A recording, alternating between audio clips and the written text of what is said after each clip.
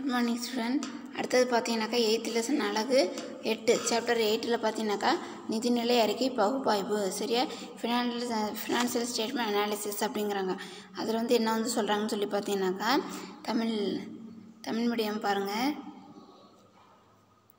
அறிமுகம் கொடுத்துருக்காங்க. சரியா? அறிமுகம் கொடுத்துருக்காங்க. வியாபார நிறுவனங்கள் லாபத்தன்மை மற்றும் நிதி நிலைமையை அறிந்து கொள்ள ஒரு கணக்காண்டின் இறுதியில் வருமான அறிக்கை மற்றும் இருப்பு நிலை குறிப்பினை தயாரிக்கின்றனர். சரியா? ஒரு பிஸ்னஸ் கன்சர்னில் ப்ராஃபிட் அண்ட் லாஸ் லாபத்தன்மை ப்ராஃபிட் என்ன, ஃபினான்ஷியல் பொசிஷன் என்னங்கிற தெரிஞ்சுக்கிறதுக்கு என்ன பண்ணுறாங்கன்னு சொல்லி பார்த்தீங்கன்னாக்கா அவங்க வருமான இன்கம் ஸ்டேட்மெண்ட்டும் பேலன்ஸ் ஷீட்டும் என்ன பண்ணுறாங்க, அவங்க ப்ரிப்பேர் பண்ணுறாங்க அப்படிங்கிறாங்க. அது மட்டும் இல்லாமல் நெக்ஸ்ட்டு பார்த்தீங்கன்னாக்கா என்னென்னு சொல்லிட்டு குறிப்பினை தயாரிக்கின்றனர். இவ்வறிக்கைகள் குறிப்பிட்ட கணக்காண்டிற்கான பல்வேறு செலவுகளின் வருமானங்களின் மொத்தம் மற்றும் நிதி நிகர முடிவான லாபம் அல்லது நட்டம், அக்கணக்காண்டின் இறுதி நாளன்றைய சொத்துக்கள் மற்றும் பொறுப்புகள் மற்றும் முதல் ஆகியவற்றை அளிக்கிறது. சரி, அந்த குறிப்பிட்ட கணக்காண்டு கூட செலவுகள், வருமானங்கள், லாபம் அல்லது நட்டம், அதேமாதிரி அந்த கணக்காண்டு இறுதி நாளன்று என்ன பண்ணுது, இதெல்லாம் சொத்துக்கள் எல்லாம் பொறுப்புகள் எவ்வளோ அப்படிங்கிறது இது பிரதிபலிக்குது அப்படிங்கிறாங்க. அதேமாதிரி நெக்ஸ்ட்டு பார்த்தீங்கன்னாக்கா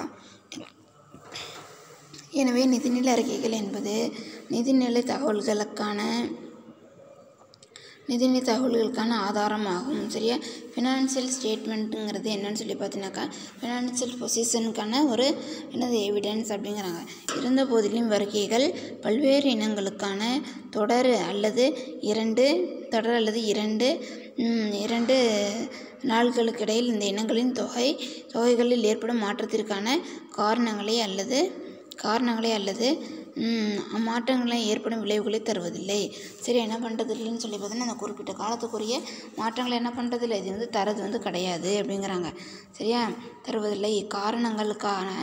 இக்காரணங்களுக்காக பல்வேறு நிதிநிலை அறிக்கை பகுப்பாய்வு கருவிகள் பயன்படுத்தப்படுகின்றன. சரியா? ஒரு சில சுச்சுவேஷனுக்காக என்ன பண்ணுறாங்கன்னு பார்த்தீங்கன்னாக்கா மாற்றங்களை ஏற்படும் விளைவுகளை தருகின்றனர். அறிக்கை பகுப்பாய்வு கருவிகள் பயன்படுத்தப்படுகின்றனர் அப்படிங்கிறாங்க.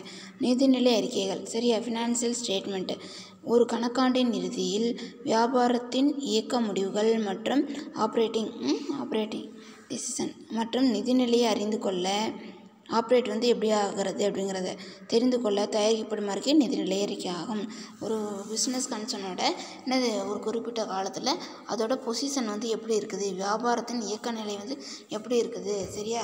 அதேமாரி பார்த்திங்கனாக்கா இயக்க முடிவுகள் எப்படி இருக்குது, நிதிநிலை அறிக்கை எப்படி இருக்குதுங்கிறத தெரிஞ்சுக்கிறதுக்காக என்ன பண்ணுறாங்க, இதை தயாரிக்கிறாங்க. அதுக்கு பேர் தான் என்னங்கிறாங்க, நிதிநிலை அறிக்கை அப்படின்னு சொல்கிறாங்க. சரியா? அடுத்தது பார்த்திங்கனாக்கா என்னென்னு சொல்லிட்டு வியாபார நிறுவனங்களால் தயாரிக்கப்படும் வருமான அறிக்கை மற்றும் இருப்புநிலை குறிப்பு ஆகிய அடிப்படை நிதிநிலை அறிக்கைகளாகும். சரியா? வியாபார நிறுவனங்களில் என்ன பண்ண வருமான அறிக்கை, இன்கம் ஸ்டேட்மெண்ட், அதேமாதிரி இருப்புநிலை குறிப்பு என்ன பண்ணுறாங்கன்னு சொல்லி பார்த்தீங்கன்னாக்கா அவங்க அதேமாதிரி நெக்ஸ்ட் என்னன்னு சொல்லி பார்த்தீங்கன்னாக்கா வியாபார நிறுவனங்கள் இருப்புநிலை ஆகிய அடிப்படை நிதிநிலை அறிக்கைகளாகும். வருமான அறிக்கைனா இன்கம் ஸ்டேட்மெண்ட்டு. சரியா? உற்பத்தி கணக்கு. சரியா? ப்ரொடக்ஷன் அக்கௌண்ட்டு, வியாபார கணக்கு, லாப நட்ட கணக்கு போன்றே உள்ளடக்கியுள்ளது.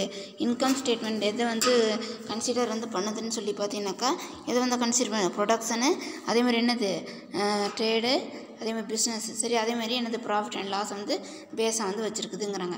அதேமாதிரி நெக்ஸ்ட் என்னன்னு சொல்லி பார்த்தீங்கன்னாக்கா இதில் இது ஒரு பொன்னொட்டி உள்ளடக்கியது. இது ஒரு கணக்காண்டின் வியாபார நடவடிக்கைகளின் நிகர முடிவினை காட்டும். சரியா? ஒரு பிஸ்னஸ் கன்சர்னோட அந்த கணக்கை என்ன பண்ணணும்னு சொல்லி பார்த்தீங்கன்னா இது காட்டும். வியாபார கணக்குகளின் நடவடிக்கை நிகர முடிவை காட்டும் அப்படிங்கிறாங்க. அதேமாதிரி இருப்புநிலை குறிப்பானது ஒரு குறிப்பிட்ட நாளன்றைய பேலன்ஸ் ஷீட் ஒரு குறிப்பிட்ட நாளோட என்னது நிதிநிலை வந்து வெளிப்படுத்தும். பேலன்ஸ் ஷீட் வந்து என்ன பண்ண ஒரு குறிப்பிட்ட நாள் வந்து என்ன பண்ணாங்க அதோட ப்ராஃபிட் அண்ட் லாஸ் வந்து அசட் அண்ட் லைபிலிட்டி வந்து எவ்வளோ இருக்குது, நிதிநிலை வந்து ஃபினான்ஷியல் பொசிஷன் வந்து எப்படி இருக்குங்கிறது என்ன பண்ணுது அது வந்து காட்டும் அப்படிங்கிறாங்க. அது மட்டும் இல்லாமல் நெக்ஸ்ட் என்னன்னு சொல்லி பார்த்தீங்கன்னாக்கா வெளிப்படுத்தும் சொத்துக்கள் மற்றும் பொறுப்புகளை கொண்ட ஒரு அறிக்கை ஆகும். அதேமாதிரி நெக்ஸ்ட்டு பார்த்தீங்கன்னாக்கா மேற்கண்ட இவ்விரு அடிப்படை அறிக்கைகள் தவிர வியாபார நிறுவனங்கள் ரொக்க ஓட்ட அறிக்கை நிதி ஓட்ட அறிக்கை மற்றும் நிதிநிலை மாற்ற அறிக்கை போன்றவைகளையும் தயாரிக்கலாம். சரியா? அதேமாதிரி கேஷ் ஃப்ளோ ஸ்டேட்மெண்ட்டு, அதேமாரி ஃபண்ட் ஃப்ளோ ஸ்டேட்மெண்ட்டு, அதேமாதிரி என்னது நம்ம வந்து ஃபினான்சியல் ஸ்டேட்மெண்ட்டு என்ன பண்ணலாம் நம்ம வந்து ப்ரிப்பேர் வந்து பண்ணலாம் அப்படிங்கிறாங்க. இதோட ஃபியூச்சர்ஸ் என்னன்னு சொல்லி பார்த்தீங்கன்னாக்கா இதோட ஃபியூச்சர்ஸ் என்ன கொடுத்துருக்காங்க, நிதிநிலை அறிக்கைகளின் இயல்புகள். நிதிநிலை அறிக்கையின் இயல்புகள் பின்வருமாறு. நிதிநிலை அறிக்கைகள் ஒரு கணக்காண்டின் இறுதியில் கணக்கேடுகளில் பதிவு செய்யப்பட்ட நடவடிக்கைகளின் அடிப்படையில் தயாரிக்கப்படுகிறது. சரி, இது வந்து என்ன பண்ணுதுன்னு பார்த்தீங்கன்னாக்கா ஃபினான்சியல் ஸ்டேட்மெண்ட் ஒரு குறிப்பிட்ட கணக்காண்டோட இறுதியில் கணக்காண்ட இறுதியில் கணக்கேடுகள் பதிவு செய்யப்பட்ட நடவடிக்கை அடிப்படையில் தயாரிக்கப்படுகிறது அப்படின்னு வந்து சொல்கிறாங்க. நெக்ஸ்ட் பார்த்தீங்கன்னாக்கா இவ்வறிக்கை ஒட்டுமொத்த நிறுவனத்திற்கும் தயாரிக்கப்படுகின்றனர். டோட்டலாக அந்த பிஸ்னஸ் கன்சர்னுக்கு என்ன பண்ணிடுறாங்கன்னு சொல்லி பார்த்தீங்கன்னாக்கா இது வந்து என்ன பண்ணிடுறாங்க ப்ரிப்பேர் வந்து பண்ணிடுறாங்க. அது மட்டும் இல்லாமல் ஒரே தன்மையுடைய தகவல்களை அதாவது நிலை சொத்து மற்றும் நடப்பு சொத்து நிலை சொத்து மற்றும் நடப்பு சொத்துக்கள் போன்று குழுமப்படுத்துதல் மூலமாக அர்த்தமுள்ள தகவல்களை தருகிறது. சரி, அதேமாரி நிலை சொத்து அதே நடப்பு சொத்து என்ன பண்ணுதுன்னு பார்த்தீங்கன்னாக்கா அதுக்கு தேவையான தகவல் என்ன பண்ணுது இது வந்து கொடுக்குது. நிலை சொத்துக்கள் நடப்பு சொத்துக்களுக்கு தேவையான தகவல் என்ன பண்ணுது இந்த நிதிநிலை அறிக்கை வந்து என்ன பண்ணுதுன்னா கொடுக்குது அப்படிங்கிறாங்க. அது மட்டும் இல்லாமல் நெக்ஸ்ட்டு பார்த்தீங்கன்னாக்கா என்னென்ட்டு பிரதான அடக்கவிலை அடிப்படையில் நிதிநிலை அறிக்கைகள் தயாரிக்கப்படுகின்றனர் அப்படிங்கிறாங்க. சரியாப்பா? பிரதான அடிப்படை அப்படின்னு பார்த்தீங்கன்னாக்கா பழைய காலத்தில் வந்து என்ன பண்ணியிருப்பாங்க எந்த மெத்தடில் வந்து ட்ரெடிஷ்னலாக வந்து எந்த மெத்தடில் வந்து பாரம்பரியமாக என்ன பண்ணிகிட்டு இருக்காங்க ஒரு மெத்தடில் வந்து யூஸ் பண்ணிக்கிட்டே இருந்தாங்க. அதே மெத்தட் தான் என்ன பண்ணுறாங்க இவங்க வந்து ஃபாலோ வந்து பண்ணுறாங்க அப்படிங்கிறாங்க. அதேமாதிரி பார்த்தீங்கன்னா நெக்ஸ்ட்டு நிதிநிலை அறிக்கைகள் அவற்றின் ஒப்பீட்டுத்தன்மை மற்றும் உண்மைத்தன்மையை உறுதி செய்யும் வகையில் கணக்கியல் கோட்பாடுகள் மற்றும் கணக்கியல் தரநிலைகள் என்னது அமைய வேண்டும் அப்படின்னு சொல்கிறாங்க. சரியா?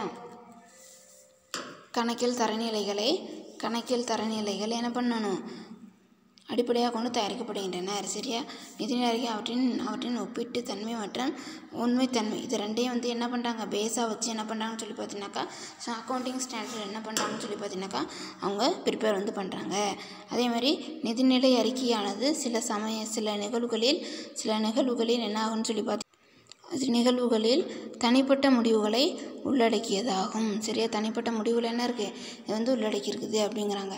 சரியா? ஒரு சில ஈவெண்ட்டில் இந்த ஃபினான்ஷியல் ஸ்டேட்மெண்ட் என்ன இருக்குது அது வந்து ஒவ்வொரு சில ஈவெண்ட்டை இதை வந்து இன்க்ளூட் வந்து பண்ணியிருக்கு. எக்ஸாம்பிள் பார்த்தீங்கன்னா தேய்மானம் நீக்கம். சரியா?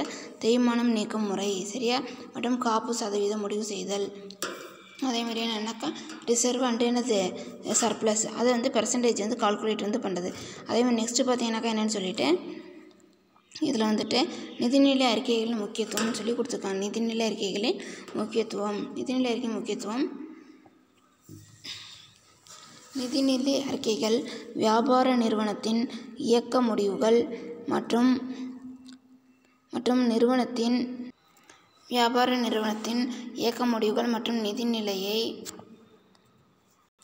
நிதிநிலை வெளிப்படுத்துகின்றனர்.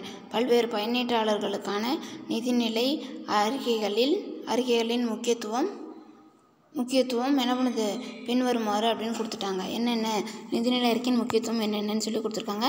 என்னென்னு பார்க்க மேலாண்மை. சரியா? ஃபர்ஸ்ட் ஒன்று என்னென்னு பார்த்தீங்கன்னா மேலாண்மை மேனேஜ்மெண்ட்டுங்கிறாங்க.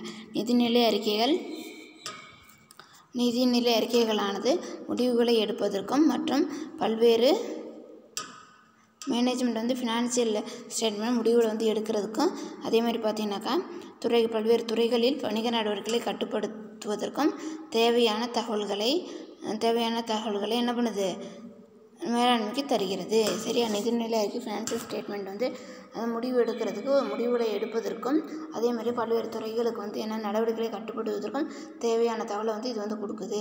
அது மட்டும் இல்லாமல் பங்குதாரர்களுக்கு வணிக நிறுவனம் வளர்ச்சிக்கு தேவையான ஆதாரங்களை கொண்டுள்ளதா மற்றும் தொடர்ந்து பங்குதாரராக நீடிப்பதா என்பதை முடிவு செய்யவும் பங்குதாரர்களுக்கு நிதிநிலை அறிக்கைகள் உதவியாக இருக்கின்றன. சரியா, அப்போ பங்குதாரர்களுக்கு வந்து என்ன வணிக நிறுவனம் வந்து வளர்ச்சிக்கும், அதே மாதிரி என்ன பண்ணுறாங்கன்னு சொல்லி இப்போ வளர்ச்சிக்கு தேவையான என்னது ஆதாரங்களை திரட்டுறதுக்கும் பங்குதாரர் வந்து தொடர்ந்து நீடிப்பதா என்பதை என்ன பண்ணுது, இந்த ஃபினான்ஷியல் ஸ்டேட்மெண்ட் வச்சு என்ன பண்ணிக்கலாம்னு சொல்லி பார்த்தீங்கன்னாக்கா நம்ம அதை வந்து என்ன பண்ணிக்கலாம், நம்ம வந்து தெளிவாக வந்து தெரிஞ்சுக்கலாம் அப்படிங்கிறாங்க. அது மட்டும் இல்லாமல் தேர்ட் ஒன் பார்த்தீங்கன்னாக்கா என்னென்னு சொல்லி முதலீட்டாளர்களுக்கு எதிர்கால முதலீட்டாளர்களுக்குங்கிறாங்க. பத்திரங்களை மதிப்பீடு செய்து அவற்றை பிற அமைப்புகளின் தொழில் அமைப்புகளின் பத்திரங்களோடு ஒப்பீடு செய்து அதன் அடிப்படையில் தங்கள் முதலீடுகள் மீதான முடிவினை எடுப்பதற்கு நிதிநிலை அறிக்கைகள் பயனுள்ளதாக இருக்கின்றன. சரியா, பத்திரங்களை வந்து மதிப்பீடு செஞ்சு அவற்றை வந்து என்ன பண்ணாங்க, அவற்றை பிற இதோட ஒப்பீடு செஞ்சு பத்திரங்களோட ஒப்பீடு செஞ்சு அதை வந்து முடிவு எடுக்கிறதுக்கு இந்த நிதிநிலை அறிக்கை வந்து என்ன இருக்குது, நம்மளுக்கு வந்து ஹெல்ப்ஃபுல்லாக வந்து இருக்குதுங்கிறாங்க. அது மட்டும் இல்லாமல் கடனீந்தோருக்கு கிரெடிட்டருக்கு தொழிலின் கடன்களை திருப்பி செலுத்தும் திறனை பற்றிய தகவல்களை அறிக்கைகள் வாயிலாக நிதிநிலை அறிக்கைகள் வாயிலாக கடனீந்தோர் பெற்றுக்கொள்ள முடியும். இப்போ கடன் வந்து கொடுக்குறாங்கனாக்கா அவங்க என்ன பண்ணிக்கலாம், நம்மளோட பாஸ்ட் 5 years இல்லை லாஸ்ட் இயரோட என்னது ஃபினான்ஷியல் ஸ்டேட்மெண்ட்டை வச்சு என்ன பண்ணிக்கலாம்னு சொல்லி பார்த்தீங்கன்னாக்கா அவங்க வந்து கடன் கொடுக்க வந்து நம்மளுக்கு வந்து முன் வந்து வரலாம் அப்படிங்கிறாங்க. சரியாப்பா, அதேமாதிரி நெக்ஸ்ட் என்னன்னு சொல்லி பார்த்தீங்கன்னாக்கா அதில் வங்கியர்களுக்கு பேங்கருக்கு கடன் மற்றும் மேல்வரிப்பட்டு தொகைக்கு ஈடான பிணையங்கள் உள்ளதா, சாதகமாக போதுமானதாக உள்ளதா என்பதை குறித்த தகவல்களை அறிவதற்கு நிதிநிலை அறிக்கைகள் வங்கியர்களுக்கு இன்றியமையாததாக ஆகிறது. சரியா, அப்போ கடன் மற்றும் மேல்வரிப்பட்டு வந்து இவங்களுக்கு வந்து கொடுக்கலாமான்னு சொல்லி தெரிஞ்சுக்கிறதுக்கு பேங்கருக்கு என்ன ஆகுது, இது வந்து ரொம்ப இம்பார்ட்டன்ட் ஒன்றா இன்றியமையாத ஒன்றா வந்து ஆகுது அப்படிங்கிறாங்க. சரியா, அதேமாதிரி அரசாங்கத்திற்கு வணிக நிறுவனங்களின் வரி சார்ந்த பொறுப்புகளை மதிப்பிடவும், சரியா, வணிக நிறுவனங்களோட வரி சார்ந்த பொறுப்புகளை மதிப்பிடவும், அதே மாதிரி தொழில் கொள்கைகள் உருவாக்கும் மற்றும் திருத்தம் செய்வதிலும் நிதிநிலை அறிக்கைகள் என்ன பண்ணுது, நம்மளுக்கு ஹெல்ப்ஃபுல்லாக வந்து இருக்குது. அரசாங்கத்துக்கு மிக முக்கியமானதாக விளங்குகிறதுங்கிறாங்க. சரியா, வணிக நிறுவனங்களோட வருமான வரியை வந்து பார்க்குறதுக்கும் தொழில் கொள்கையை உருவாக்கும் போது எதிர்கால வளர்ச்சி உருவாக்கும் போது அதில் வந்து திருத்தத்தை வந்து கொண்டு வரதுக்கும் நம்மளுக்கு இது என்ன இருக்குது, ரொம்ப வந்து ஹெல்ப்ஃபுல்லாக வந்து இருக்குது, முக்கியமானதாக ஒன்றா இருக்குது. அதேமாதிரி பணியாளர்களுக்கு அப்படின்னு கொடுத்தோன்னா நிறுவனத்தின் சம்பளம் செலுத்தும் திறன் மற்றும் பணியாளர்களுக்கு அந்நிறுவனத்தின் எதிர்கால வளர்ச்சி இருக்கிறதா போன்றவற்றை குறித்து நிதிநிலை அறிக்கைகள் வாயிலாக பணியாளர்கள் என்ன பண்ணிக்கலாம்னு சொல்லி பார்த்தீங்கன்னாக்கா அவங்க வந்து தெரிஞ்சுக்கலாம். சரியா, தெரிந்து கொள்ளலாம் அப்படின்னு வந்து சொல்கிறாங்க. சரியா, அதேமாதிரி தொழிலாளருக்கு நிறுவனத்தோட சம்பளம் செலுத்தும் திறன், அவங்க வந்து கரெக்டாக வந்து சம்பளம் வந்து கொடுப்பாங்களா, பணியாளர்கள் எதிர்கால வளர்ச்சி, நிறுவனத்தில் நம்ம வேலை செஞ்சால் ஃப்யூச்சரில் வந்து நம்மளுக்கு வந்து என்ன இருக்குது, பெனிஃபிட் வந்து இருக்குதாங்கிற ஒரு இது. சரியா, அது மூலமாக என்ன பண்ணிக்கலாம்னு பார்த்தீங்கன்னா இது வந்து போன்றவற்றை குறித்து நிதிநிலை அறிக்கைகள் வாயிலாக பணியாளர் தெரிந்து கொள்ள முடியும். ஃபினான்ஷியல் ஸ்டேட்மெண்ட் வச்சு கவர்மெண்ட்டு, சரியா, கிரெடிட்டாரு, அதேமாதிரி என்ன பண்ணிக்கிறாங்கன்னு பார்த்தா பேங்கரு, எம்ப்ளாயி எல்லாமே ஃபினான்ஷியல் ஸ்டேட்மெண்ட்டை வச்சு என்ன பண்ணிக்கலாம், அவங்க வந்து தெரிஞ்சுக்கலாம் அப்படிங்கிறாங்க. சரியாப்பா, நெக்ஸ்ட் என்னன்னு சொல்லி பார்த்தீங்கன்னாக்கா அதில்